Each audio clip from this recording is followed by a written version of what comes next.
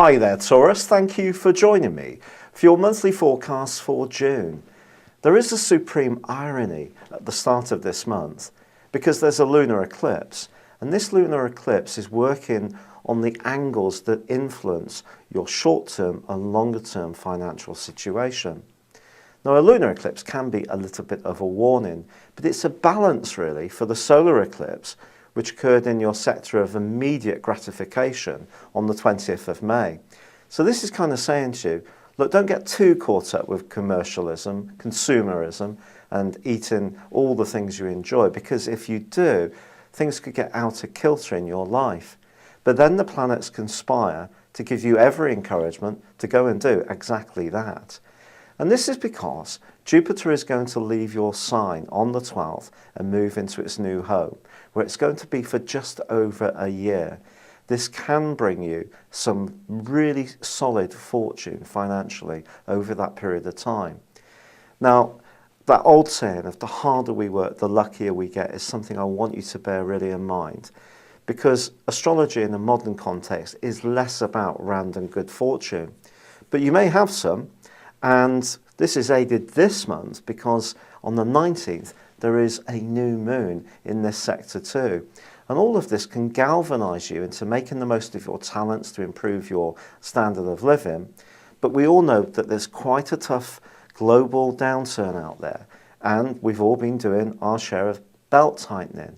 But this can just help you to feel that things can get better, to have a sense of optimism, whatever your particular circumstances.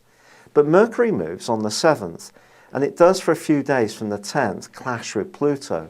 And you could find yourself having a stubborn standoff with someone who doesn't agree with you. It's going to be important that you don't try to browbeat anyone to agree with your ideas too.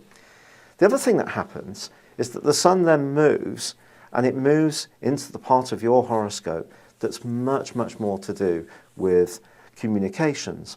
And communications are going to be boosted hugely as this month draws to a close. This is because this part of your situation is really going to start to sparkle. You're going to feel the ability to match your ideas to the way you get them across in an earthy way. But what helps you hugely is that Venus, your ruler, combines with Jupiter in the last week, and this could be a time when you really want to enjoy all the good things in life, and something does fall for you really fortuitously. There could even be quite a slinky attraction to someone at this time. But remember, it's about balance and proportion as well, and that's really what this lunar eclipse is trying to tell you. The other last thing to mention to you is that Saturn ends a backward journey in your sector of health on the 25th. And if you have been feeling under par for the last 5 months, or struggling to find that dream job, or any job at all, I do feel that things are going to get easier from then onwards. It's been a pleasure being with you. Thank you for joining me. Good luck, and goodbye for now.